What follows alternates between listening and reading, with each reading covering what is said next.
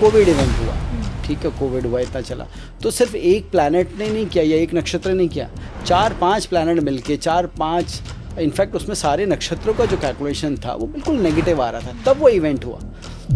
मोदी जी का तुला लग्न लेते हैं, ठीक है, पर समहाउ मुझे उनका वृश्चिक लग्न समय आता है जो मेरी कैलकुलेशन करती है, ठीक है। और वृश्चिक लग्न वाले को समझ लीजिए उनके मन में घुस के भी उनको जाना नहीं जा सकता। स्कॉर्पियंस है। हाँ, मोदी ट्रू स्कॉर्पियंस, ठीक है।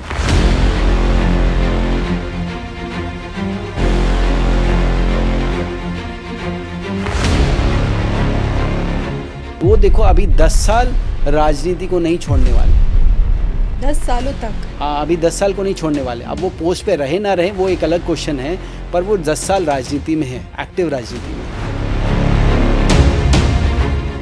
भविष्यवाणी आपकी 400 पार वाली भी थी। 400 पार वाला मैजिक, उसके आसपास का मैजिक हो सकता है हमें इस इलेक्शन में देखना पड़ेगा। और शायद यही वजह है कि उनके लिए कहा जाता है कि मोदी है तो मुमकिन है, लेकिन यही पीएम मोदी जी जो ट्रंप नहीं कर पाए, क्या वो कर पाएंगे?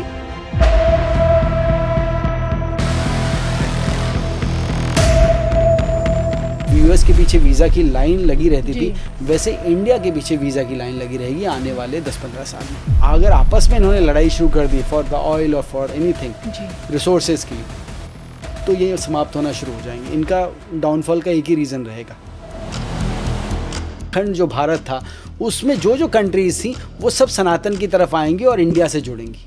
अभी ऐसा हो रहा है, पूछ रही हूँ इसे क्योंकि आप पूरी दुनिया में घूमते हैं। बिल्कुल बिल्कुल हो रहा है। इंडोनेशिया में देखिए और कई जगह बहुत रिवर्स ट्रेंड शुरू हो गया है, पर बिगनिंग है अभी मैं कहूँगा।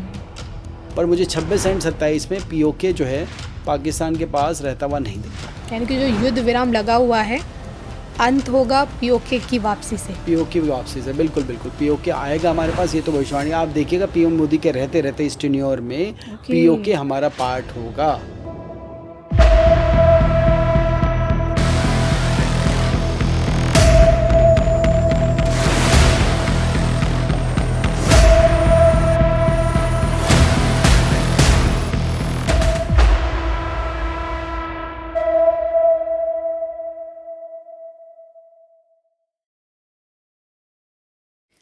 नमस्कार, धर्म ज्ञान के दर्शकों का स्वागत है। मैं हूं आपके साथ कविता राणा।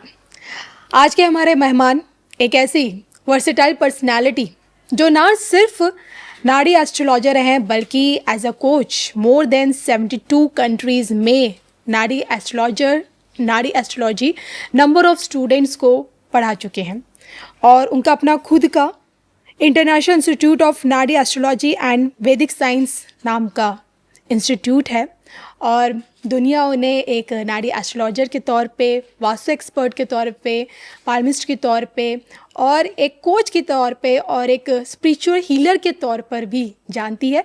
आइए हम स्वागत करते हैं पंडित डॉक्टर संजीव कुमार श्रीवास्तव जी का। स्वागत है सर आपका। Thank you so much Kavita ji for inviting me on Dharm Gyan. It's my privilege. मुझे बहुत बहुत खुशी है यहाँ आकर आपके साथ अपना समय बिताने में। आपका आभार। सबसे पहले तो मैं आपसे यही जानना चाहूँगी कि इंजीनियरिंग से आप सीधे एस्ट्रोलॉजी में कैसे पहुँच गए? बहुत अच्छा क्वेश्चन है ये। तो मैं कहूँगा ग्रेस है, गुरु ग्रेस है, डिवाइन्स ग्रेस है, क्योंकि बिना उनकी ग्रेस के तो ये पॉसिबल नहीं था। बिल्कुल सही कहा। मैं software engineer, management professional, working, although मेरे फादर भी एक बहुत अच्छे एस्ट्रोलॉजर थे, तो बचपन से एस्ट्रोलॉजी का एक्सपोजर बहुत रहा मेरे को। उनको मैं देखता था, लोग आते थे और बड़ी सरलता से लोगों की क्वेश्चंस का आंसर करते थे और सॉल्यूशंस देते थे, और बाद में जो भविष्यवाणी करते थे वो उनका पता लगता था कि अरे वो तो बिल्कुल सत्य एकदम। तो बड़ा इंटरेस्ट था बचपन से ही, बट समहाउ ये भी डर लगता था कि अरे किसी के बारे में भविष्य बताएंगे और कैसा रहेगा, क्या रहेगा, तो थोड़ा डर भी कहीं ना कहीं था बचपन में।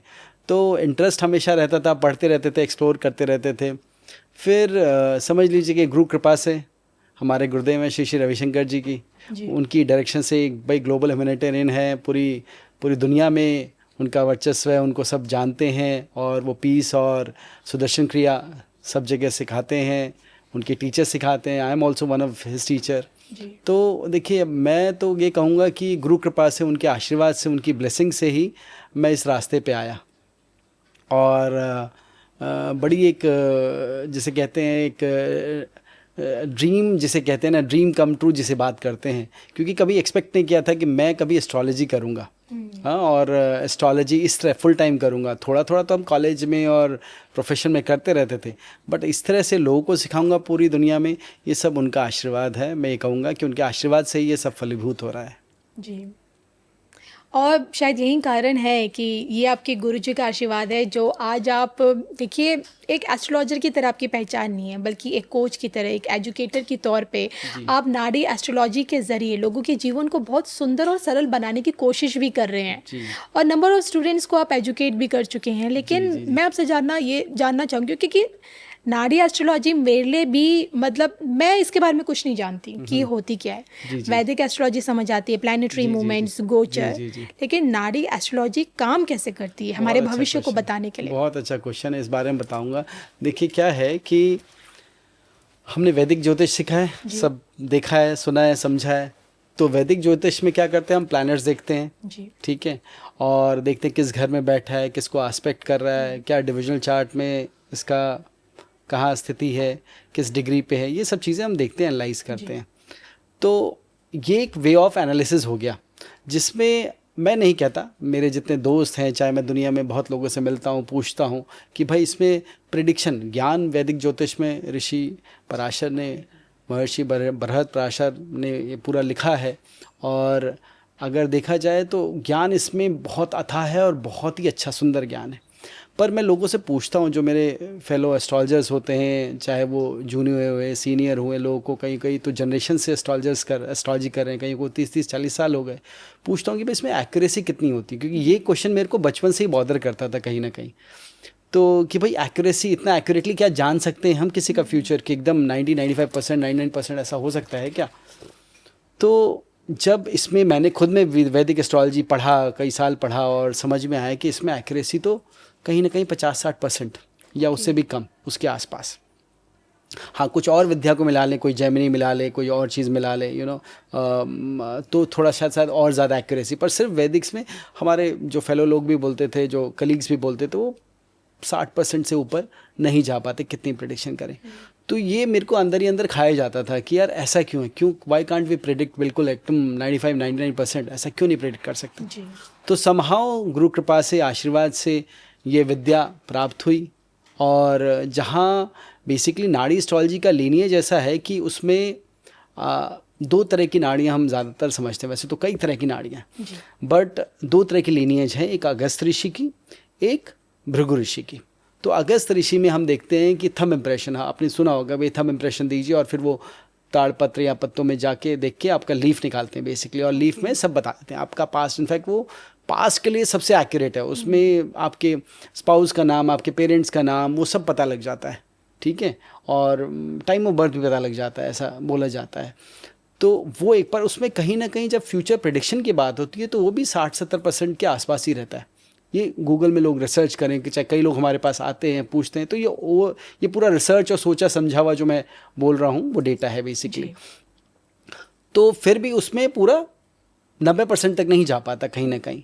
फिर एक वर्जन आता है जो भृगु ऋषि की लीनियज से आता है, उसमें नाड़ी, अब कई तरह की नाड़ियाँ हैं, भृगुनंदी नाड़ी भी है, शिव नाड़ी है, ध्रुव नाड़ी, बहुत सारी नाड़ी। इसमें एक वर्जन है नक्षत्र नाड़ी, जिसमें हम नक्षत्रों को देख के प्रेडिक्शंस करती हैं। तो सिर्फ नक्षत्र नहीं देखते, नक्षत्र पहले प्लैनेट देखते हैं, प्लैनेट एस्पेक्ट, वो सब चीज़ें कवर हो गई जो वैदिक में हम करते हैं, फिर नक्षत्र हो गए, और फिर नक्षत्र के स्वामी। तो इन तीनों को मिला के हम बताते हैं कि रिजल्ट क्या होगा। और वो इतना एक्यूरेट होता है कि शॉकिंगली एक्यूरेट, मतलब वो दिन तक बता देता है कि किस दिन में क्या होने वाला है। और ऐसे हज़ारों एग्जाम्पल है हमारे ट्विटर पे भी, और चाहे हम पर्सनल लोगों के फीडबैक इतने सारे हैं, लाखों लोगों को अब तो कंसल्ट कर लिया, तो इतने फीडबैक हैं कि जिस समय बोला जाता है, बस एक ही कंडीशन होती है इसमें कि आपका टाइम ऑफ बर्थ एक्यूरेट होना चाहिए। अगर वो सपोज इधर उधर होता भी है तो हम पास्ट इवेंट के चेक के एक्यूरेट कर लेते हैं। तो यही मेरे को, मतलब इतनी सारी विद्याएं जो मैंने पूरे जीवन में रिसर्च की, चेक किया, ये सबसे ज़्यादा एक्यूरेसी देता है। इनफैक्ट मिनिमम जो इसमें मैं कहता हूँ 90%, तो 95 to 99 में जाता है। 100% मैं कभी नहीं बोलता, क्योंकि 1% भगवान के हाथ में है। देखिए 1% वो कभी भी कुछ भी चेंज कर सकते हैं, तो वो 1% मैं नहीं लेता। पर अगर मुझे 200% ही पता होता है, मैं बोलता हूँ 95 to 99 में हो जाएगा ये काम, चाहे जॉब लगना हुआ, चाहे मैरिज है, चाहे लिटिगेशंस हैं, चाहे हेल्थ है, कुछ भी फाइनेंशियल इश्यूज़ हैं, पर्सनल रिलेशनशिप हैं, वो सब चीज़ें इसमें बहुत एक्यूरेट पता लग जाती है, क्योंकि इसमें तीनों का निचोड़ 3 लेवल डाउन डालते हैं हम। सिर्फ प्लैनेट एक ऊपर लेवल पे नहीं देख के नक्षत्र और नक्षत्र के स्वामी, जैसे मैं कहता हूँ, जैसे नाड़ी क्या है, मैं बोलता हूँ नक्षत्र जो है वो ज़ोडिएक की नाड़ी है। तो अगर आपने नक्षत्र को पकड़ लिया ना, जैसे क्या वैद्य जो होता है, आयुर्वेदिक वैद्य जो है, तो आपकी नाड़ी को पकड़ता है, नस नाड़ी को पकड़ता है, आपकी शरीर की नाड़ी को पकड़ता है, और उसको एक एक चीज़ पता लग जाती है, जो आप लैब और इतने हज़ारों रुपया टेस्ट करके निकालेंगे, वो उसको अच्छे वैद्य को नाड़ी देख के पता लग जाता है। ऐसे ही जब नक्षत्र और नक्षत्र के स्वामी को जब हम पकड़ते हैं, उनकी एनर्जी को समझते हैं, तो हमें एग्जैक्ट पता लग जाता है कि क्या होने वाला है। तो ये बहुत ही अच्छी साइंस है, और मैं इसको कहता हूँ साइंस ऑफ टाइम। मैंने इसको टाइम दिया कि अगर आपको समय का ज्ञान है और सही ज्ञान है, तो आप इस दुनिया में मिरेकल करने के लिए पैदा हुए एक तरह से। जी, यानी कि नाड़ी एस्ट्रोलॉजी भी एक तरह की साइंस है। लेकिन मैं आपसे जानना चाहती हूँ कि 9 ग्रहों की तुलना में नक्षत्रों का प्रभाव कितना देखा जाता है? हाँ, बहुत बढ़िया। देखिए, मैं ये कहूँगा कि जब हम स्ट्रेंथ की बात करते हैं प्लैनेट लेवल में, तो एक हाइपोथेटिकल फिगर लूँ तो मैं अगर बोलता हूँ कि पहले लेवल की जो प्लैनेट की स्ट्रेंथ है वो 1 है, फर्स्ट है। नक्षत्र की जो स्ट्रेंथ है वो डबल है, और नक्षत्रों के स्वामी की जो स्ट्रेंथ है वो 3 गुना ज़्यादा है। तो अगर आप सिर्फ कैलकुलेशन पहले लेवल पे करेंगे, जिसकी स्ट्रेंथ ही सिर्फ 1 है, ठीक है, तो कैसे काम चलेगा। इनफैक्ट नक्षत्र के बाद नक्षत्र के स्वामी को भी, इनफैक्ट हो सकता है कि प्लैनेट सपोर्टिव हो, नक्षत्र भी सपोर्ट हो, पर नक्षत्र के स्वामी अगर सपोर्टिव नहीं है, क्योंकि 3 गुना स्ट्रेंथ है, तो रिजल्ट को चेंज करने की ताकत रखते हैं। तो ये आप ये समझ लीजिए कि इसमें अगर हम जब तक पूरी तरह से डीपली इसको स्टडी नहीं करते, और मैं देखिए, आपको पता ही, मैंने पढ़ाता हूँ लोगों को, तो मैं जब तक पूरा रिसर्च और पूरा कैलकुलेशंस और पूरा डेटा रिजल्ट पे नहीं निकलता, तब तक मैं नहीं बोलता कि रिजल्ट होगा। तो इसमें बहुत एक्सटेंसिव कैलकुलेशंस हैं, पर हाँ, समझना आसान है, ईजी है। जी, हम सब जानते हैं कि 27 नक्षत्र होते हैं। जी जी जी जी, अलग अलग नक्षत्र होते हैं, अलग अलग प्रभाव होता है। लेकिन इन 27 नक्षत्रों में से, जैसे ग्रहों में कहा जाता है, अगर गुरु सबसे बड़े हैं, सूर्य अगर राजा है, तो नक्षत्रों का राजा पावरफुल नक्षत्र कौन सा सबसे ज्यादा? देखिए, ऐसे बोलना तो बड़ा मुश्किल होगा, क्योंकि सारे नक्षत्र जो हैं कहीं ना कहीं अपना रोल प्ले करते हैं। जी, ठीक है।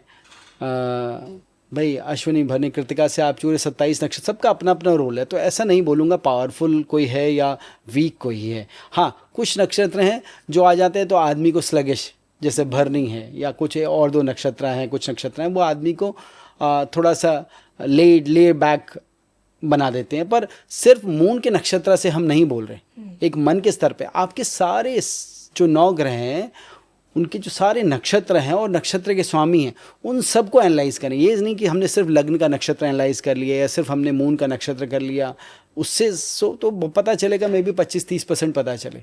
पर जो आपके दशा भुक्ति अंतर में, जो आपकी टाइमलाइन में चल रहा है, उसके नक्षत्र और नक्षत्र के स्वामी क्या हैं और वो क्या रिजल्ट देंगे, उसी से पता चलेगा। तो सिर्फ एक नक्षत्र के बारे में बोलना कि ये आदमी इस तरह का होगा, बड़ी बड़ी आउटलाइन बोल सकते हैं। जैसे हम हेल्थ जब चेक करते हैं, तो मैं बोलता हूँ पहले लग्न लॉर्ड का, जो लग्न में आपका जो लग्न का स्वामी है, उसका नक्षत्र पकड़ो। उससे आपको पता चल जाएगा हेल्थ में क्या इश्यूज है। सेम चीज कैरेक्टरिस्टिक्स भी पता चल जाएंगी, उसका नेचर भी पता लग जाएगा। पर health is a more concerning area. फिर मैं बोलता हूँ लग्न लॉर्ड, फिर असेंडेंट का नक्षत्र देखो, फिर सूर्य और चंद्र का भी नक्षत्र देख लो, तो आपको पता चल जाएगा कि ये इस आदमियों को कौन कौन सी बीमारी इस जीवन में हो सकती है। उसी एरिया में पकड़ा जाए, उससे ज़्यादा नहीं होंगे, उसी एरिया में होगा कहीं ना कहीं। फिर हम टाइमलाइन देखते हैं, महादशा, अंतरदशा, प्रत्यंतर दशा। देखिए, वैदिक में क्या, यूजुअली हम महादशा और अंतरदशा में ही जाते हैं, सारी प्रेडिक्शन वहीं कर देते हैं, 3rd लेवल पर नहीं जाते।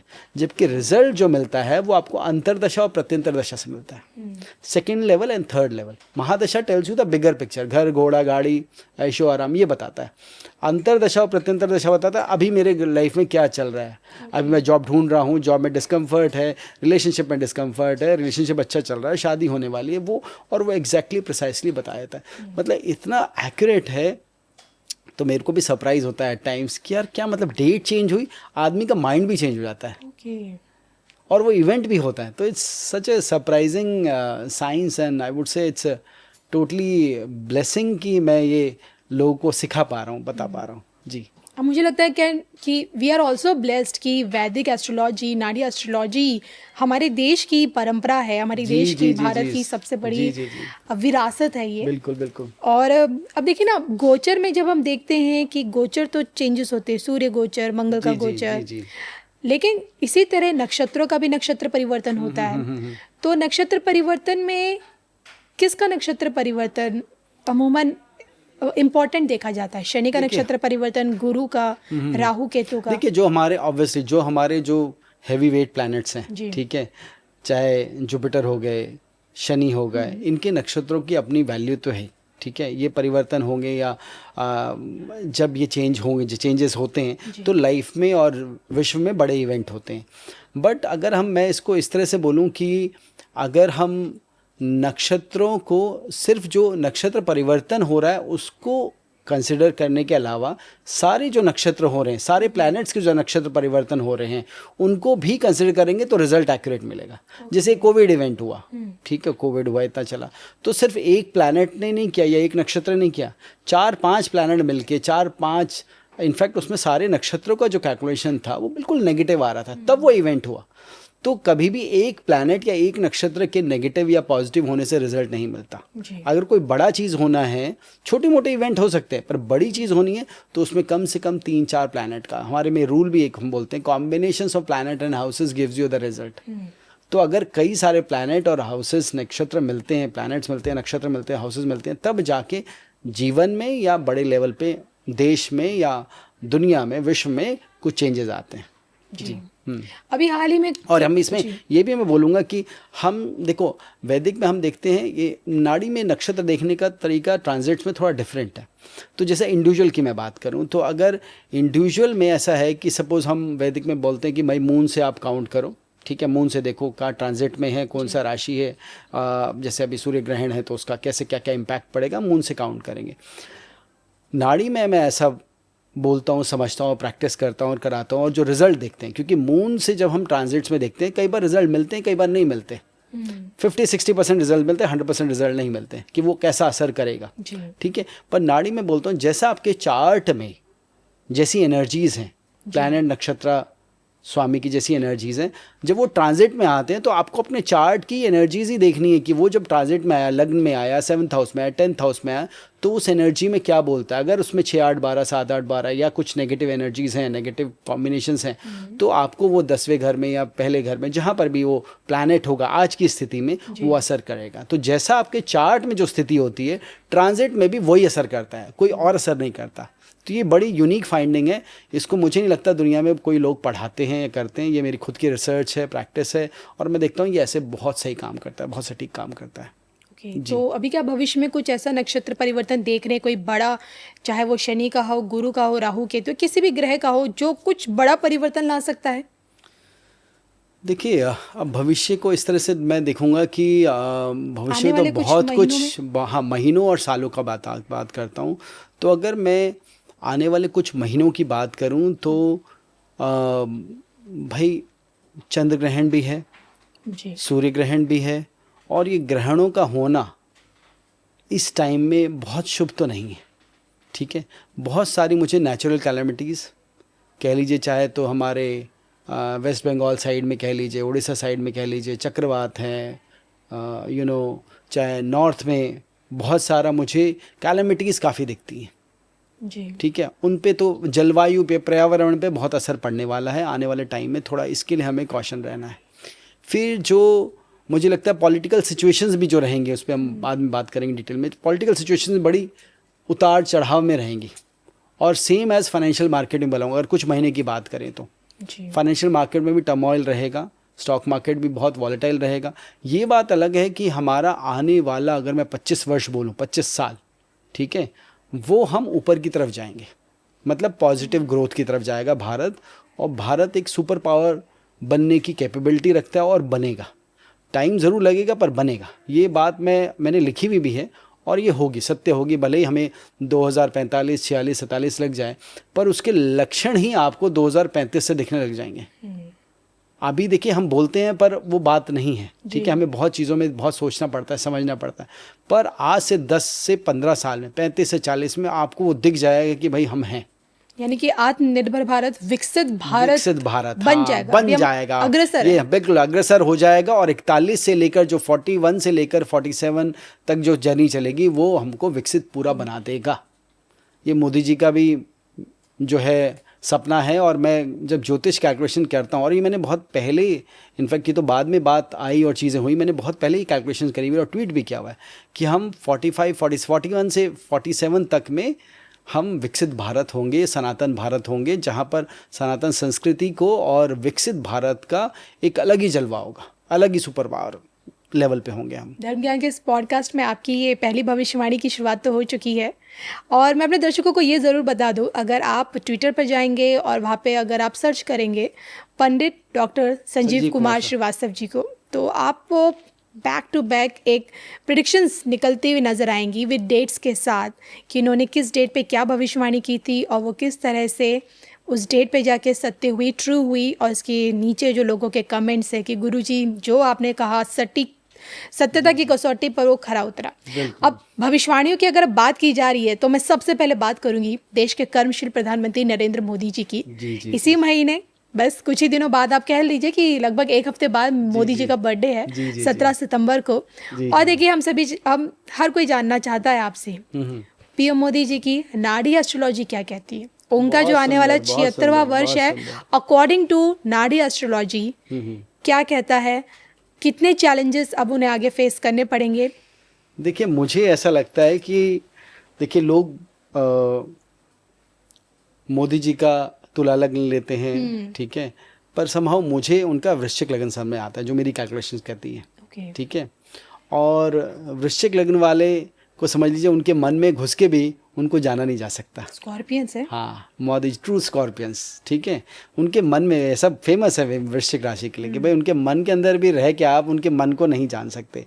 तो मोदी जी तो देखिए हमेशा ही बहुत ही पावरफुल एक एडमिनिस्ट्रेटिव पर्सनालिटी रहे, ठीक है। और पूरे भारत का जो पूरे विश्व में जो उन्होंने जो वर्चस्व बनाया है वो अतुलनीय है, उसके लिए तो हम उनके ऋणी रहेंगे बेसिकली। अब जो मुझे दिखता है कि अभी थोड़ा सा मोदी जी को फ़िलहाल अगर मैं प्रेडिक्शंस की बात करूं तो पहली बात मुझे दिखती है कि अभी थोड़ा सा मुझे लगता है is has to be little aware of his health, ठीक है। थोड़ा सा स्पेशली अभी तो जो चल रहा है वो ठीक है, बहुत माइनर सा दिखता है, पर जैन टू जून 26 में, ठीक है। और ज़्यादा जो चैलेंजेस मुझे लगता है वो मुझे लगता है सितंबर अक्टूबर 27 से लेकर समझ लीजिए मार्च अप्रैल 28 तक, ये मैंने ट्वीट भी किया हुआ है। वहाँ पर मुझे थोड़े ज़्यादा चैलेंजेस लगते हैं, जहाँ पर मुझे लगता है कि हेल्थ रीज़न की वजह से अगर हेल्थ को ध्यान नहीं दिया गया तो वो सोच भी सकते हैं कि यार मैं अब थोड़ा सा रेस्ट ले लूँ, मैं अपने आप को रेस्ट दूँ, प्रधानमंत्री पद का जो है उससे छोड़ने का भी सोच सकते हैं, उनके मन में ख्याल आ सकता है अगर वो उस चीज़ को मैनेज नहीं किया उस टाइम को, तो क्योंकि उस टाइम में हेल्थ मुझे ज़्यादा थोड़े। वैसे अगर मैं बताऊं ओवरऑल आने वाला समय उनका अच्छा है, ठीक है, ऐसी बात नहीं है। थोड़ा हेल्थ को अगर हम साइड में रख दें, टर्मोइल ज़रूर होंगे, चैलेंजेस ज़रूर होंगे, पर ऐसा कोई चैलेंज नहीं है जो मोदी जी ने पार नहीं किया जी, ठीक है। तो हमेशा वो चैलेंजेस को पार करके आगे बढ़ेंगे। बस हेल्थ का ध्यान अगले साल शुरू में और 27-28 में ध्यान रखना है।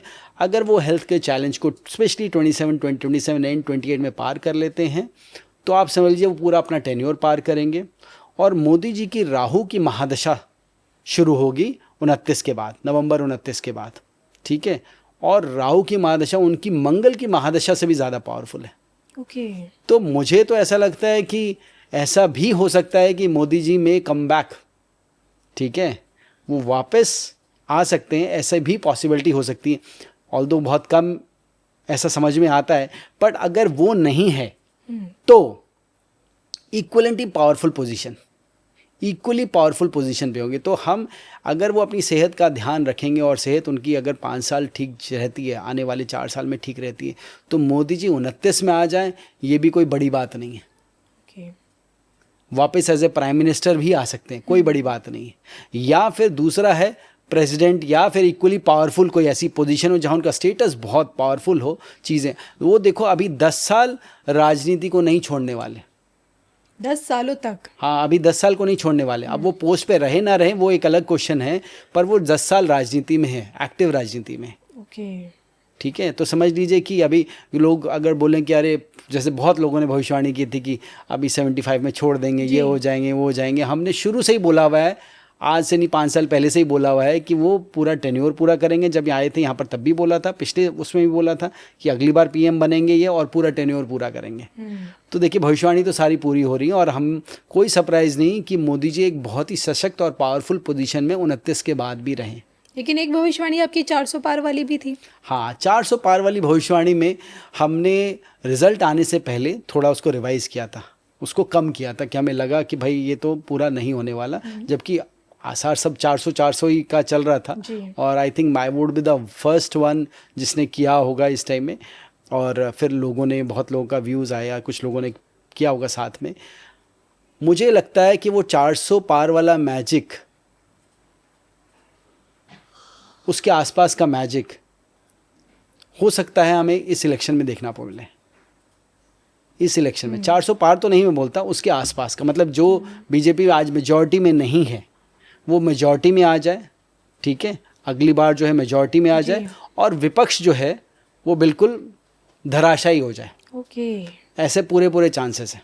यानी कि कांग्रेस मुक्त भारत नहीं, विपक्ष मुक्त भारत। हाँ, विपक्ष मतलब, हाँ, कांग्रेस मुक्त भारत एक्चुअली राइट वर्ड है। एक्चुअली कांग्रेस मुक्त भारत, विपक्ष तो होगा ऐसा नहीं, क्योंकि डेमोक्रेसी तो विपक्ष तो होगा, पर अभी जो है कांग्रेस है सबसे ज़्यादा है, तो मैंने इसलिए ये बोला। बट कांग्रेस मुक्त भारत आपको 29 के बाद देखने को मिलेगा जी। बहुत ही कम उसका रह जाएगा, नाम मात्र का रह जाएगा। मुझे नहीं लगता जितना वो अभी हैं उससे आधे में भी रह जाए तो बहुत बड़ी बात है। हाँ जी, ये मुझे बहुत स्ट्रांगली समझ में आता है। बीजेपी, हाँ, अब इसमें बीजेपी में आगे बहुत सारे हमारे नाम आते हैं। नितिन गडकरी साहब का आता है, योगी जी का आता है कि भाई ये लोग होंगे। पर अगर कोई और भी आता है, अमित शाह जी का आता है, 3 पावरफुल कैंडिडेट दिखते हैं as a PM for next role. पर मुझे इन सब के होते हुए भी लगता है कि मोदी जी एक बहुत ही पावरफुल पोजीशन में रहेंगे, क्योंकि जो इनका चार्ट है, अगर मैं बाकी सब चार्ट से भी कंपेयर करूं तो योगी जी तो मुझे अभी उत्तर प्रदेश के 3rd टाइम में मुख्यमंत्री बनते हुए साफ साफ दिखते हैं और बहुत अच्छे मार्जिन से दिखते हैं जी। तो योगी जी, ये पूरी भविष्यवाणी मैं अभी यहाँ कर रहा हूँ कि योगी जी आएंगे मुख्यमंत्री बन के और पहले से बहुत अच्छे मार्जिन से, बहुत अच्छे संख्या से आएंगे, वो मुख्यमंत्री बनेंगे।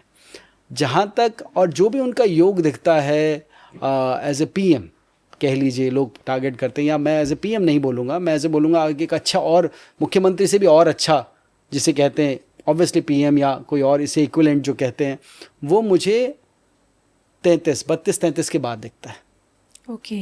तो अभी तो वो यूपी से दिल्ली आने में उन्हें लगेगा समय, अभी समय लगेगा। अभी ये ऐसा नहीं बोल सकते कि 29 के बाद योगी जी आ रहे हैं, मेरी कैलकुलेशन नहीं कहती।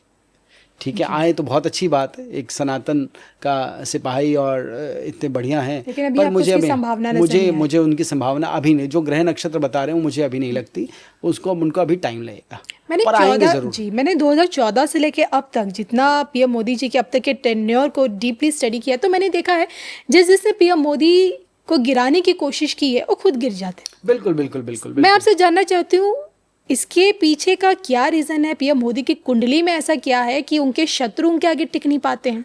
हाँ, ये बहुत अच्छी बात बोली। देखिए, पीएम मोदी जी का जो चार्ट है ना, वो इतना पावरफुल है, उनके प्लैनेट, नक्षत्र के स्वामी सब में इतनी पावरफुल एनर्जी है कि उनको पहले ही पता लग जाता है कि कौन क्या करने वाला है। बैठे बिठाए मतलब विपक्ष को दोबारा बिल्कुल उनका एक चीज़ और बताऊँ, सबसे इम्पोर्टेंट चीज़ जो मुझे लगती है ना उनके चार्ट में, वो है दैविक कृपा। ओके। कृपा उनके पास, ब्लेसिंग्स उनके पास बहुत है डिवाइन की। यानी कि आप ये मानते हैं? हाँ, पूरी उनका चार्ट में दिखता है। एक्चुअली ये तो हम चार्ट देखते तो चार्ट दिखते ही समझ में आता है कि एक तो वो बहुत ही स्ट्रांग विल पर्सन है, अपनी विल पावर के आगे वो माउंटेन भी मूव कर सकते हैं, हिमालय मूव कर सकते हैं, इतना उनका स्ट्रांग विल्ड है।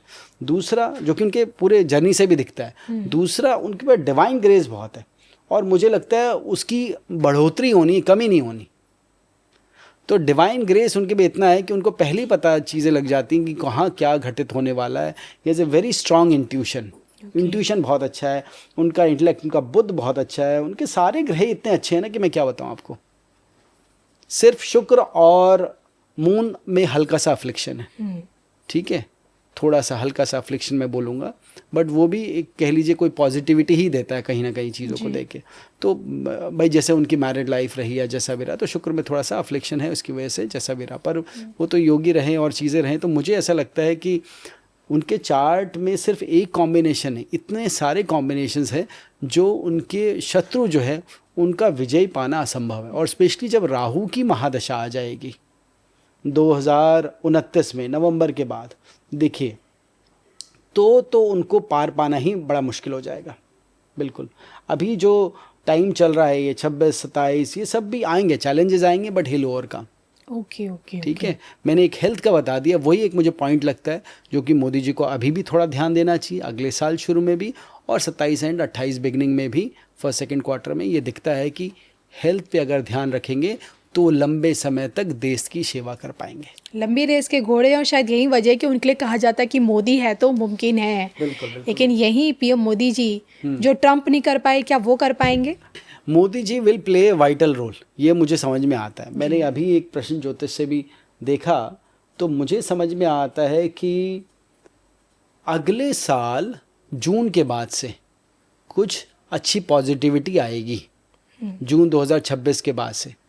तो मोदी जी का रोल तो रहेगा कहीं ना कहीं, डायरेक्ट हो या इनडायरेक्ट हो। ओके, ठीक है, क्योंकि रशिया से हमारी बहुत अच्छी मित्रता है, पर क्योंकि अभी ट्रंप का इतना ज़्यादा इंटरफेयर है हर चीज़ को, हर वो चाहते हैं कि सिर्फ अमेरिका ही रहे और बाकी सब दोष एक तरह से बस उनकी हाँ में हाँ मिलाते रहे, जो कि चाइना, रशिया और इंडिया तो नहीं करेगा जी। ठीक है। और यही सब ट्रंप को बहुत जो है खल रहा है, और ये सब पैसे के पीछे, ऑयल के पीछे, सारी जितनी भी परम्यूटेशन कॉम्बिनेशंस बन रही है। और ट्रंप का जो, डोनाल्ड ट्रंप का जो टाइम है वो मुझे अच्छा नहीं दिख रहा, स्पेशली नवंबर के बाद से लेकर आप समझ लीजिए कि नवंबर के बाद से लेकर नेक्स्ट 6-8 महीने 26 में उनके बहुत अच्छे नहीं जाने वाले। इनफैक्ट नवंबर 2025 से लेकर सितंबर 2026 9-10-11 महीने इनके बहुत अच्छे नहीं जाने, बहुत उतार चढ़ाव हैं, बहुत चैलेंजेस हैं, तो ऐसा दिखता है। और ट्रंप की कुंडली भी है मेरे पास, डोनाल्ड ट्रंप की। अब ये बात अलग है कि कई बार पूरा पता नहीं लग पाता कि टाइम कितना सही होगा या आपने राष्ट्रपति डोनाल्ड ट्रंप का जिक्र किया, तो ट्रंप को लेकर बहुत सारे एस्ट्रोलॉजर्स हैं जिनके 2 दावे इस वक्त सबसे ज़्यादा वायरल हैं। एक दावा ये है कि ट्रंप अपना ये दूसरा कार्यकाल एज अ राष्ट्रपति कंप्लीट नहीं कर पाएंगे, और दूसरा दावा ये है कि भाई उनकी जान को भी खतरा है। इंदिरा गांधी जैसा हाल क्या ट्रंप का भी होगा? अपनों से खतरा होगा, अपने ही उनको मारने की साजिश रचेंगे? नो डाउट खतरा तो है उनको, खतरा तो है उनको, नो डाउट। कुछ हमला वगैरह चीज़ें हो ही सकती हैं, इसमें कोई शक नहीं, कुछ षड्यंत्र रचा जा सकता है, इसमें तो कोई शक नहीं।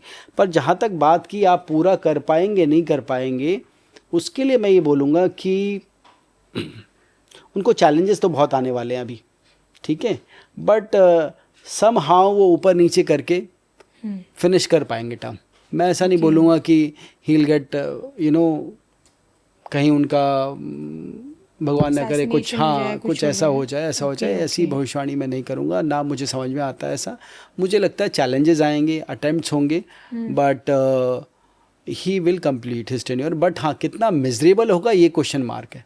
तो ट्रंप को जो लर्निंग है वो बड़ी धक्के खा के आएंगे, अभी जिस हिसाब से हैं वो थोड़ा माइल्ड होंगे 1-2 साल में, थोड़ा उनको समझ में आएगी। उनके इन फैसलों से, चाहे टैरिफ का फैसला या जितने भी वो आगे भविष्य में फैसले लेंगे, क्या उससे अमेरिका जो अभी यूनाइटेड स्टेट कहा जाता है, क्या वो बाद में हमें खंड खंड होता हुआ नजर आएगा? कुछ ऐसा है आपकी भविष्यवाणियों में?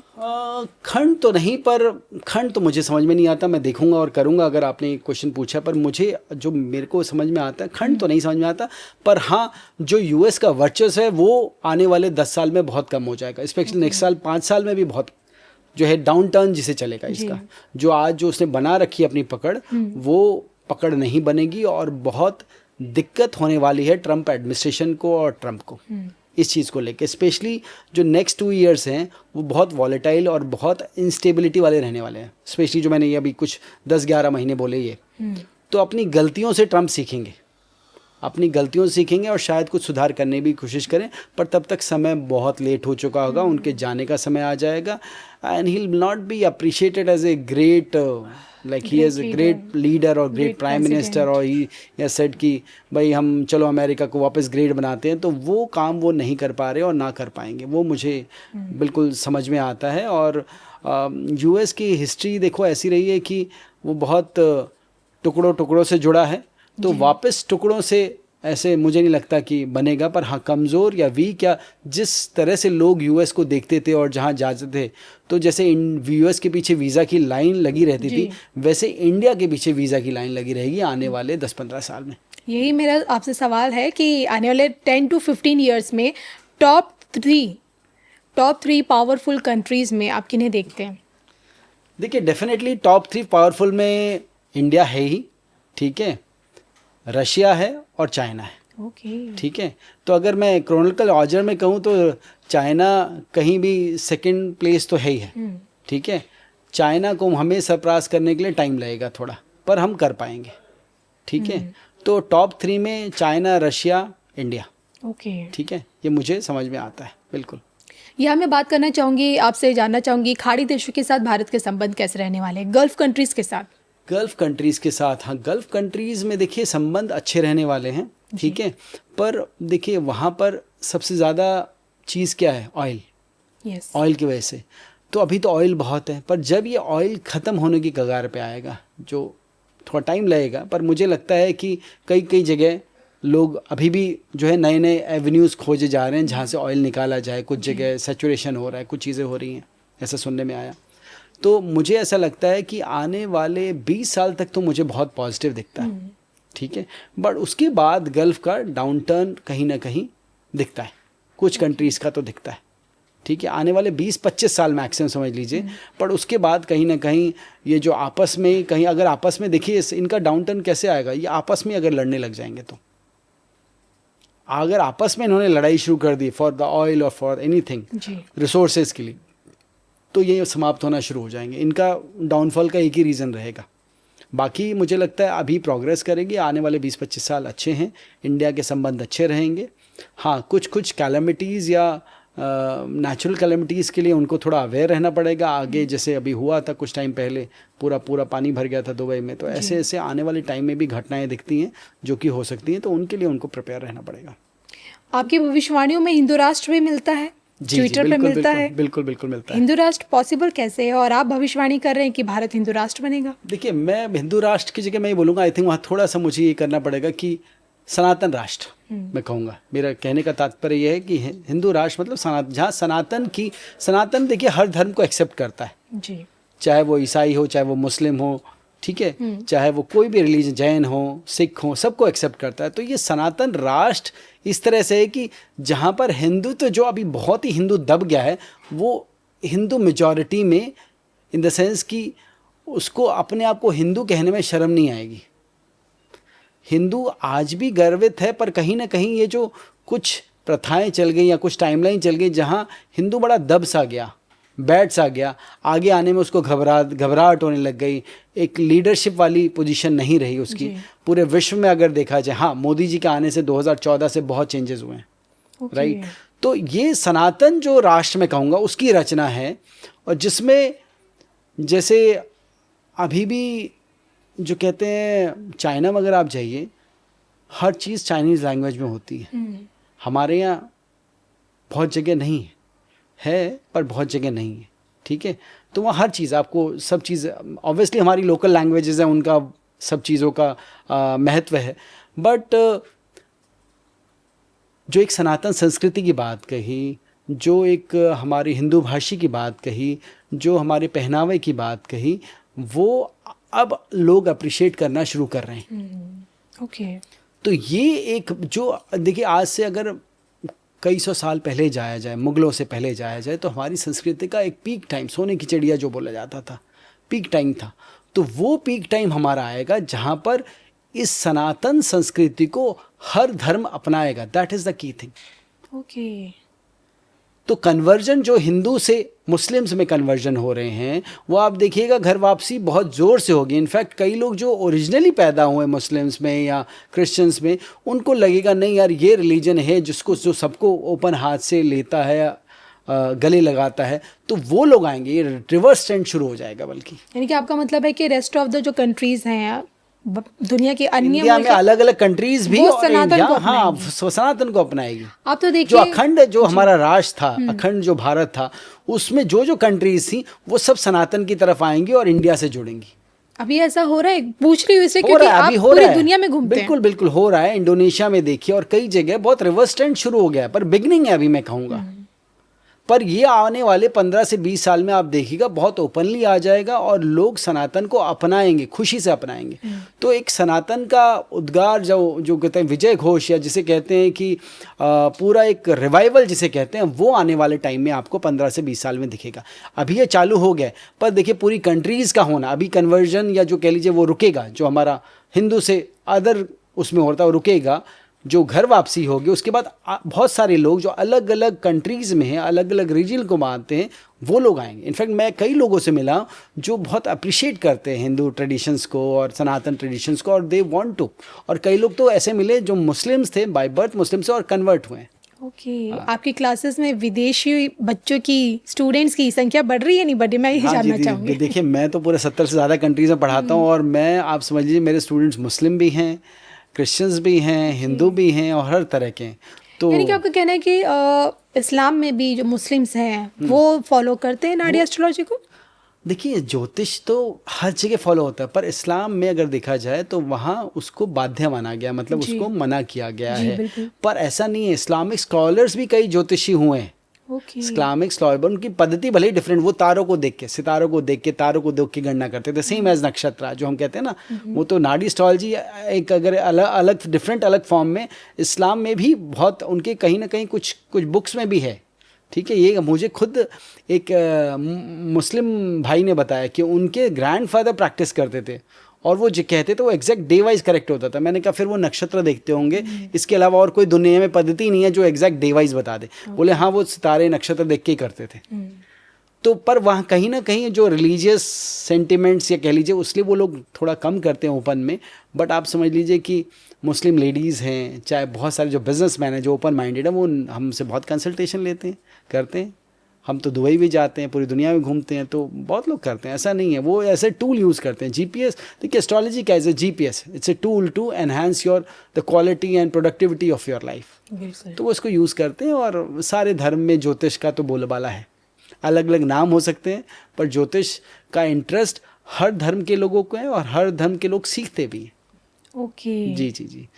आपसे आप देखिए, आप तो पूरी दुनिया में ट्रैवल करते हैं, और आपने खुद ही जाना है कि बीते 10 से 12 सालों में आपने ये महसूस भी किया है कि पीएम मोदी की लीडरशिप में भारत को दुनिया ने पहचाना है, उसकी अहमियत को समझा है, सनातन को अपनाया है। लेकिन अभी जो भारत का कद बढ़ता जा रहा है सनातन की पृष्ठभूमि को लेकर, क्या पीएम मोदी के बाद की जो लीडरशिप होगी, क्या ये इस चीज़ को बरकरार रख पाएगी? मेरे को लगता है वो और तेज हो जाएगी, रफ्तार पकड़ लेगी। हाँ रफ्तार पकड़ लेगी। वैसे तो मैं ये सबसे पूछती हूँ कि चाय वाला तो चाय पीने का समय दे रहा है, गाय वाला आएगा तो सीधा गोबर में डाल देगा। बहुत सही बोला आपने, बहुत सही बोला, बिल्कुल सही बोला जी, बहुत सही बात है। तो वो तो सीधे गोबर में ही डालेंगे, बिल्कुल सही कह रहे हैं। तो जो नहीं समझेंगे सीधा गोबर में सीधे गोबर में, बिल्कुल बिल्कुल बिल्कुल। और बहुत तेज बढ़ गए जो मुझे दिखता है। देखिए हम कई बार बात करते हैं जुपिटर अतिचारी की बात करते हैं, तो नेक्स्ट 20 साल में भाई कुछ साल आगे पीछे होंगे, पर जुपिटर जो है बहुत तेज गति में जाएंगे। अतिचारी मतलब थोड़ा नॉर्मल स्पीड से तेज, बेसिकली अगर सिंपल भाषा में बताया जाए। तो भाई स्पिरिचुअलिटी भी नेक्स्ट 15 से 20 साल में बहुत तेज फैलेगी। ठीक है, कुछ कुछ नेगेटिव इम्पैक्ट्स हैं उसकी वजह से, चाहे कैलेमिटीज़ हो गए, नेचुरल इम्पैक्ट्स हो गए, प्रकृति पे कुछ प्रभाव रहेगा हमारा इन सब चीज़ों की वजह से। पर स्पिरिचुअलिटी और सनातन बहुत तेज स्पीड से फैलेगा, भागेगा, और पूरी दुनिया इसको मानेगी। ये एक पृष्ठभूमि बनेगी भारत को जगत गुरु बनाने के लिए। यस, ये बिल्कुल बनेगी जगत गुरु बनाने के लिए। और आप देखेंगे 40-41 से हम ऐसे थम ठोक के कह पाएंगे कि हम हैं। ठीक है, तो थोड़ा टाइम ज़रूर है, थोड़ा वेट ज़रूर करना है हमें, बट ये चीज़ें होंगी और जल्दी होंगी।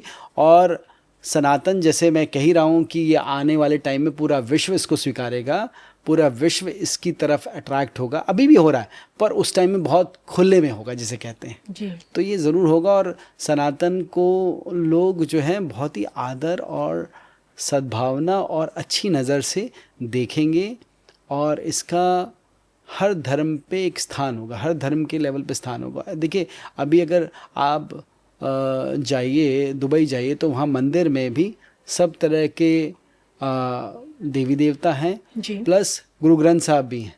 अभी जो दुबई में जो मंदिर का हाँ मंदिर जो नींव रखी ठीक गई है, थी, और बिल्कुल, अबू बिल्कुल। धाबी में भी बहुत अच्छा बना है। तो आने वाले समय में ये जो सौहार्द का है, जो रिलीजियस सेंटिमेंट्स या जो एक धर्म का सौहार्द जिसे कहते हैं, वो बनेगा, वो माहौल बनेगा और अच्छा होगा, मुझे लगता है। जी जी। इन सब के बीच मैं बात करना चाहूँगी आपसे राहुल गांधी जी की। अच्छा, जी जी। राहुल गांधी जी की कुंडली मैं बहुत से एस्ट्रोलॉजर्स के साथ डिस्कस करती हूँ। अच्छा अच्छा। और बहुत सारी चीज़ें निकल के सामने आती हैं, लेकिन आपसे जानना चाहती हूँ कि क्या राहुल गांधी जी पॉलिटिक्स में ही रहेंगे, या पॉलिटिक्स से हटकर अध्यात्म के रास्ते, अध्यात्म में कुछ नया इतिहास रच सकते हैं अध्यात्म सनातन में? अच्छा, क्या हम राहुल गांधी जी को सनातन से जोड़ सकते हैं क्या? देखिए, वो कोशिश तो बहुत करते हैं Rahul Gandhi ji, with all due respect उनका। देखो, अभी मेरे को जो भी मेरे पास डिटेल हैं, उससे मुझे ऐसा नहीं लगता कि अभी 4-5 साल उनका कोई बहुत उज्जवल होना है। यानी कि ग्रोथ कमिंग 5 years में उतनी नहीं दिख रही, नहीं दिखती उतनी। ठीक है, 31-32 के बाद शायद। अभी जो आपने पूछा है उसके क्वेश्चन को मैं देख के मुझे लगता है 30 के बाद, 2030 के बाद शायद कुछ चीज़ें बने उनकी लाइफ में, कुछ चीज़ें आए, कुछ अच्छा हो। बट उनका चार्ट मुझे अगर मैं बात करूं 27, 28, 29 में कुछ खास समझ में नहीं आता। आने वाले 4 साल, आज 25 चल रहा है, तो 30 के बाद ही जो है उनका कहीं ना कहीं कुछ ना कुछ आ सकता है। आपने पूछा कि धर्म की तरफ आएंगे, आ सकते हैं, आना चाहिए उनको। जब सनातन आ रहा है तो आ सकते हैं, पर उनका कोई बहुत भला हो जाए, कोई बहुत बड़ी चीज़ बन जाए, ऐसा सारे ग्रह तो नहीं बोलता। हाँ, कुछ लेवल पे रहेंगे, कुछ करेंगे, कुछ तो अच्छा करेंगे। ठीक है, बाकी मैं और देखूंगा तो आपको बताऊंगा। बट मुझे अभी आने वाले 4 साल तो कुछ ज़्यादा समझ में नहीं आता उनका भविष्य ज़्यादा अच्छा। पीएम मोदी के प्रतिद्वंदियों में एक चेहरा एक और है, और वो है बंगाल की मुख्यमंत्री ममता बनर्जी का। हाँ, बिल्कुल। यहाँ तो पीएम मोदी जी हमेशा से जीती हुई बाजी हार जा रहे हैं बैक टू बैक। अब तक देखिए 14 से लेके अब तक कोशिश बहुत की है, लेकिन बंगाल को जीत नहीं पाए। बंगाल को जीतना बड़ा मुश्किल है। इस बार भी मुश्किल है। इस बार भी देखिए कोशिशें बहुत होंगी और बीजेपी की पकड़ मजबूत होगी, पर ऐसा लगता है कि ममता जी ही आएंगी एज ए सीएम। ऐसा नहीं लगता कि वो ना आए, ऐसा नहीं लगता। हाँ, दिक्कत ज़रूर होने वाली है उनको, दिक्कत होने वाली हैं, प्रॉब्लम्स आने वाली हैं, she will be facing challenges. पर जो मुझे समझ में आता है कि उनका वर्चस्व से कहीं ना कहीं साठ गांठ करके, कुछ ना कुछ करके वो वापस आ ही सकती हैं। हाँ, ये ज़रूर मैं कहूँगा कि इससे अगली बार नहीं आएंगी। ठीक है, तो ये उनका आखिरी टर्म होगा एज अ सीएम। ये इनका आखिरी होगा, उससे आगे, क्योंकि बीजेपी अभी बहुत पावर कर लेगी। जो मेजर जो आप कह लीजिए पिलर्स होंगे, वो कहीं ना कहीं बीजेपी लेगी। तो क्या हम ये माने कि पीएम मोदी के रहते बंगाल में कमल खिल सकता है भविष्य में, या पीएम मोदी नहीं तो कोई रहते तो मैं बोलूंगा, रहते तो खुले, पर एज ए पीएम रहेंगे वो थोड़ा देखना पड़ेगा, मुझे चेक करना। पर पीएम मोदी के रहते अगर मैं आने वाले 10 साल की बात करूं तो बंगाल में कमल खिलेगा, वो बात पक्की रही, वो डन है। वो आज देखिए 2025 है, आप इससे बाद वाले टेन्योर में देखिएगा। इसमें तो मुझे लगता है कहीं ना कहीं वो साठगांठ करके, कुछ ना कुछ करके कहीं ना कहीं आ ही जाएंगी। मुझे नहीं लगता कि पूरा बंगाल में उनका साफ सफाया हम कर पाएंगे, ऐसा समझ में कम आता है। प्रश्न ज्योतिष से तो बिल्कुल क्लियर दिखता है कि मुश्किल है जी। इसी कड़ी में मैं अब जानना आपसे चाहूँगी कि भाजपा में राष्ट्रीय अध्यक्ष बताइए बताइए। जी सो जी जी। बुगाट बहुत है, रेस में 3 बड़े नाम हैं और इसी साल यानी कि दिसंबर तक मुझे लगता है एकदम क्लियर हो जाएगा। जी, जी। जेपी नड्डा जी के बाद अगला चेहरा कौन होगा जो पूरी भाजपा को देखेगा, जो भाजपा का भविष्य होगा। आपको मुझे नाम बताने पड़ेंगे, देखिए ये तो जी। नाम बताएंगे तो मैं बता दूंगा आपको। एक चेहरा जो सबसे आगे चल रहा है, जो सूत्रों के हवालों से ही मैं कहूँगी, जो अभी तक की जो खबरों में है, जो चेहरा है वो है देवेंद्र फडणवीस का। हमारे महाराष्ट्र के मुख्यमंत्री। गुजरात से है पूर्व केंद्रीय मंत्री पुरुषोत्तम रूपाला जी का, और कृषि मंत्री धर्मेंद्र प्रधान जी का। देखिए, जो आपने फर्नांडिस जी की बात की, कुछ चांसेस हो सकते हैं, ठीक है, पर जो लास्ट में आपने नाम लिया धर्मेंद्र प्रधान जी, धर्मेंद्र प्रधान जी का, मुझे लगता है उनके, अगर इन तीनों नाम से बात की जाए तो इन तीनों नाम में धर्मेंद्र प्रधान जी का नाम सबसे ज़्यादा मुझे समझ में आता है, दूसरा फर्नांडिस जी का, ठीक है। पर मुझे यही, इन तीनों में तो यही समझ में आता है कि पहला जो है उनका समझ में आता है। तो हो सकता है हम, अगर यही तीनों चॉइसेस रहीं तो धर्मेंद्र प्रधान जी को हम देखें। चलिए, इन सब के बीच बस जाते जाते आपसे जानना चाहूँगी कि 2026, देखिए अब नव वर्ष में कुछ ही समय है, जी जी। 2 से 3 महीने का समय शेष है, तो नया साल कितनी नई खुशियाँ लेकर आएगा, क्या कुछ परिवर्तन हमें देखने को मिलेंगे?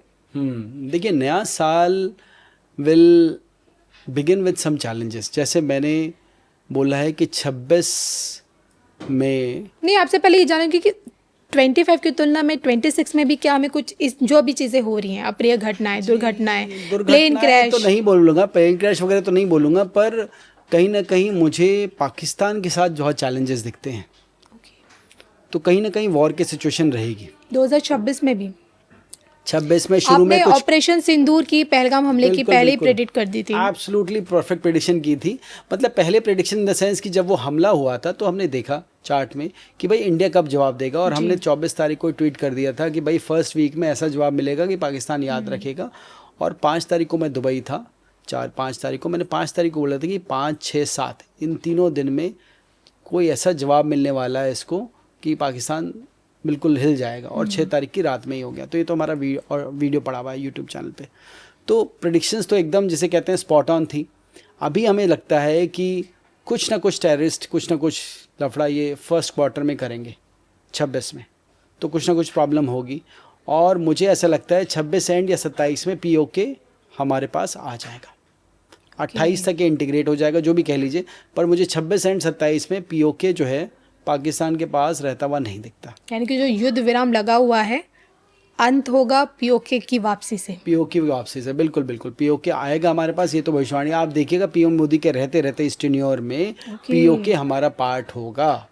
ये आपकी सबसे बड़ी भविष्यवाणी है? जी बिल्कुल बिल्कुल, ये सबसे बड़ी भविष्यवाणी। और देखते हैं, देखिए हमने तो इतनी सारी भविष्यवाणी ट्विटर पे की हैं और बिंदास की हैं, 2-2, 3-3 साल पहले सबको बता दिया है, चाहे वो राम मंदिर हो, चाहे कोविड का बात हो, चाहे वो इतने बड़े इलेक्शंस की बात हो, लोकसभा की बात हो, या US की बात हो। तो ये भी एक बहुत बड़ी भविष्यवाणी कि POK हमारा जो है, हमारा मोदी जी के टेन्योर, इस टेन्योर में POK इंडिया का पार्ट होगा। और इसकी एग्जैक्ट डेट्स हमने संजीव अंडरस्कोर एस्ट्रो ट्विटर है उस पर लिखी हुई है, एग्जैक्ट मंथ लिखी हुई है। तो 26 वाला जो है कुछ चैलेंजेस के साथ ग्रो, तो देखिए हम ग्रो करने से हमें कोई नहीं रोक पाएगा, चैलेंजेस रहेंगे। और इंडिविजुअल, देखिए ये देश का एक जनरल प्रेडिक्शन करना एक अलग बात होता है, ऐसा नहीं कि सबकी लाइफ में चैलेंजेस हैं, कईयों की लाइफ स्मूथ भी होती है, कई लोगों की आप थोड़ी ज़्यादा चैलेंजिंग होती है, कहीं कम भी होती है। तो आपके ग्रह कैसे हैं, इसलिए बहुत ज़रूरी है कि आप अपना GPS एक सही एस्ट्रोलॉजर से देख के ज़रूर मैप कराएं जी, कि भाई आप एक ज्योतिषी के पास जाएं, भाई मेरा करियर फाइनेंस कैसा दिखता है अगले साल के लिए, आगे 5 साल के लिए, तो वो एक बता देगा आपको, एक हल्का सा गाइड कर देगा ना, तो आप अपने बिजनेस में, अपने प्रोफेशन में, अपनी रिलेशनशिप में बहुत अच्छा कर सकते हैं। चैलेंजेस में ग्रोथ कहाँ आपकी हो रही है ये जानने के लिए। बिल्कुल बिल्कुल, और चैलेंजेस को ओवरकम कैसे करें, जैसे मैं बोलता हूँ 6, 8, 12 3 तरह की चीज़ें होती हैं जो मिजरी लाती है जी।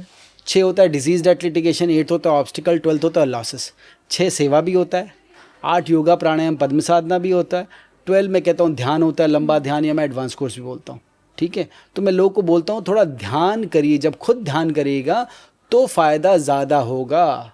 प्रारब्ध को कोई भी ऐसे नहीं काट सकता जी। प्रारब्ध को काटने का तरीका सिर्फ ध्यान और गुरु कृपा या भगवत कृपा है। और कोई तरीका नहीं। और जब तक आप मेहनत नहीं करोगे, जब तक उस प्रभु को याद नहीं करोगे, जब तक उस डिवाइन को याद नहीं, वो क्यों आएगा आपको मदद करने? भाई माँ भी जब भी दूध पिलाती है बच्चे को, जब बच्चा रो रहा होता है, राइट?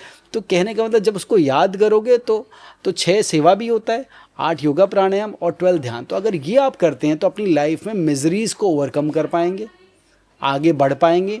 और लाइफ में जो भी चैलेंजेस हो, देखो हर किसी की लाइफ में बिना चैलेंजेस के आदमी की लाइफ ही क्या है, कुछ नहीं है। तो चैलेंजेस से कभी नहीं घबराना है, मालिक को याद करना है, भगवान को याद करना है और अपने विल पावर को स्ट्रॉन्ग करके डेली लगना है, काम करना है, तो आप उस काम को कर पाएंगे। आपका ग्रह अगर अनफेवरेबल, देखिए एक बड़ी इंपॉर्टेंट चीज़ बताऊं, आपके ग्रह बहुत अच्छे हैं पर आप काम नहीं कर रहे, मेहनत नहीं कर रहे, मैं ग्रह थोड़ा सा आके देख के फॉर्मेलिटी करके चले जाएंगे। आपके ग्रह खराब है, लगता है टाइम टफ, पर आप खूब जम के मेहनत कर रहे हैं, उसको याद कर रहे हैं, सरेंडर करके काम कर रहे हैं, मैं कह रहा हूँ ग्रह वो आदमी को अच्छा रिजल्ट मिलेगा। ऐसा हमने प्रैक्टिकली देखा है। तो अच्छे ग्रह वाला आदमी भी रह गया कि अरे ग्रह अच्छे, हमने तो काम कुछ नहीं किया, मैंने सब अच्छा है, तो वो बस आराम से चला गया, तो बेस्ट ग्रहों का यूटिलाइज ही नहीं कर पाए। जिससे मैं कहता हूँ if you want to be king और क्वीन, अगर अपनी लाइफ का आप राजा या रानी बनना चाहते हैं असलियत में, तो अपने समय का ज्ञान कर लीजिए। अगर आपको समय का पता है कि इस टाइम में चैलेंज आना है और ये उपाय मैं अभी से कर लूँ, तो आपका समय टफ टाइम भी ऐसे निकल जाता है जी। तो ये बहुत ज़रूरी है। तो मैं बस सब धर्म ज्ञान के दर्शकों को यही बोलूँगा कि थोड़ा प्रभु का नाम, ध्यान और ज़रूर करें, तो इससे आपकी लाइफ में बहुत बरकत होगी, प्रोग्रेस मिलेगी। और एक छोटी सी रेमेडी बता दूं, आप बोले तो? बिल्कुल बिल्कुल। देखिए रेमेडी मैं बताता हूं कि एक तो मैंने बोला 6-8-12 का सेवा तन मन धन से होती है, तन से, मन से, धन से, योगा प्राणायाम और ध्यान, ये तो एक बेसिक फंडामेंटल रेमेडीज हो गई। उसके अलावा मैं बोलूँगा कि आप ये ट्राई करिएगा, देखिए ये ट्राई करिएगा, बहुत ही पावरफुल, और मैंने पूरे विश्व में दिया है, और जिन्होंने ट्राई किया आज तक फेल नहीं हुआ। आप फिर चाहे मुझे बताएंगे, चाहे इस पॉडकास्ट से नीचे कमेंट, आप कोई भी आपको प्रॉब्लम हो रही हो लाइफ में, कोई आपका काम ना हो रहा हो, ठीक है, पूरी कोशिश कर लिया आपने 100%, ठीक है, चाहे फ्लाइट ही छूट रही हो, आप टाइम से निकले पर जाम में फंस गए, फ्लाइट छूट रही है, कुछ हो रहा है, कुछ ऐसा इमरजेंसी वाला काम हो रहा है, और कोई ऐसा काम हो रहा है जो हो ही नहीं रहा आपका, आपने 100% काम कर लिया, 100% एफर्ट डाल दिए, आप उसके बाद क्या करना है, आपको 5 बार जय गुरुदेव बोलना है। जय गुरुदेव किसका नाम है? प्रभु का नाम है, भगवान का नाम है, किसी गुरु का नाम नहीं, ये भगवान का नाम है, कलयुग में जगाया हुआ नाम, ये पावर इलेक्ट्रिक की तरह काम करता है, जैसे पावर हाउस की जय गुरुदेव। तो आपने जय गुरुदेव बोलना है, और आप देखिएगा आपको 5, 10, 15 मिनट में कोई ना कोई मदद मिलेगी। आप रात कहीं फंस गए, टैक्सी नहीं मिल रही, कोई व्हीकल नहीं आ रहा, कुछ भी, किसी भी सिचुएशन में हो, आपको अकेले हैं, पता नहीं क्या होगा, कहीं लाइट चलेगी, कुछ भी हो, आप 5 बार जय गुरु। पर हाँ, उससे पहले क्या 2 कंडीशन है, वो ज़रूर होनी चाहिए। एक तो आप वेजिटेरियन हो, अगर आप नॉनवेज खाते हैं तो भैया आज से छोड़ दीजिए मेरे हिसाब से, तो ठीक है, क्योंकि सत्व रजस तमस इस तरह का फूड हमारे मन को, हमारे शरीर को इम्पैक्ट करता है जी। आने वाले टाइम में वैसे भी मांस मछली में और ज़्यादा एंटीबायोटिक और ज़्यादा नेगेटिविटी आएंगी, तो वो सही नहीं है जी। हेल्थ के पर्सपेक्टिव से। तो आप अपना फूड अच्छा कर लीजिए, आपकी एनर्जी अच्छी रहेगी, आपका थॉट प्रोसेस अच्छा रहेगा, और आपने इस मंत्र को यूज़ करते वक्त पूरा 100% ट्राई कर लिया, तभी विश्वास होगा, नहीं तो लगेगा अरे ये तो तुक्के से हो गया, मैं तो अभी करने वाला था। 100% ट्राई कर लीजिए, फिर भगवान को याद, जिन भगवान को आप मानते हैं उनको याद करिए, और 5 बार जय गुरुदेव बोलिए, देखिए आपका काम होगा। दूसरा मैं बोलूँगा, देखिए हम इस पृथ्वी पे हैं, हमें सस्टेन करने के लिए चाहिए, किसी को फाइनेंशियल प्रॉब्लम है, किसी को कुछ प्रॉब्लम है, तो सस्टेनेंस एनर्जी मैं बोलता हूँ विष्णु एनर्जी। अगर आप रोज़ाना विष्णु सहस्त्रनाम सुने तो आपकी लाइफ में कोई ऐसा चैलेंज नहीं है जो बाकी रह जाए। विष्णु सहस्त्रनाम सुनिए, पढ़ने की ज़रूरत नहीं है, कई लोग नहीं पढ़ पाते, सिर्फ सुन लीजिए और ध्यान करिए। देखिए मंत्र को जितना रिस्पेक्ट करिएगा ना, मंत्र उतना काम करता है। तो आप ऐसा नहीं मंत्र चला दिया, अपना सब्जी काट रहे हैं, घूम रहे हैं, फिर रहे हैं, वो नहीं, बैठ जाइए, चाहे लेट जाइए, बैठा नहीं जा रहा लेट जाइए, मंत्र प्ले करिए विष्णु सहस्त्रनाम और सुनिए उसको, ध्यान करिए, देखिए उससे कितना फ़ायदा होता है, बहुत ही ज़्यादा फ़ायदा। तीसरा मैं बोलूँगा, रात को जब भी सोने जाएं, ग्रैटिट्यूड, जो भी है भगवान तुमने बहुत दिया, उनको ग्रैटिट्यूड और प्रेयर्स करके सोने जाएं। बिल्कुल, आभार तो व्यक्त करना ही चाहिए, आभार व्यक्त करें, और रोज, और अगर आप बच्चे हैं, फैमिली है, सबको एक साथ इकट्ठा कर लीजिए, सब बैठ के एक प्रार्थना करें, ग्रैटिट्यूड करें, भगवान को याद करें, एक प्रार्थना, कुछ सत्संग, कुछ भी गा बजा के, और फिर सोएं। देखिए आपकी नींद की क्वालिटी भी इतनी अच्छी रहेगी, आप सुबह लगेगा कि आपके काम बन रहे हैं। तो ये बहुत इंपॉर्टेंट है। प्रार्थना जो है हर घर में रोज होनी चाहिए। जी। जब प्रार्थना, सबसे पावरफुल रेमेडी जो यूनिवर्स की है ना, वो प्रार्थना है, प्रेयर्स। प्रेयर से पावरफुल कुछ भी नहीं। जब सब हार जाए ना, प्रेयर्स और मूक प्रार्थना, बिना कुछ बोले चुपचाप मन मन में प्रार्थना करो, बिना किसी को बताए, एकदम मिराकल का जादू की तरह काम करती है। तो ये सब आपके दर्शकों को मैं बताना चाहूँगा कि ये करेंगे तो उनको बहुत फ़ायदा होगा। और धर्म ज्ञान में मुझे बुलाने के लिए आपका बहुत बहुत शुक्रिया। ये मैं बोल पाया, शेयर कर पाया, इसके लिए मैं आपका धन्यवाद आप करना आए चाहूँगा। और अपने अपना इतना कीमती समय हमें दिया, उसका भी आपका बहुत बहुत आभार। धन्यवाद। अनुमति दीजिए। नमस्कार। नमस्कार। जय करते हैं।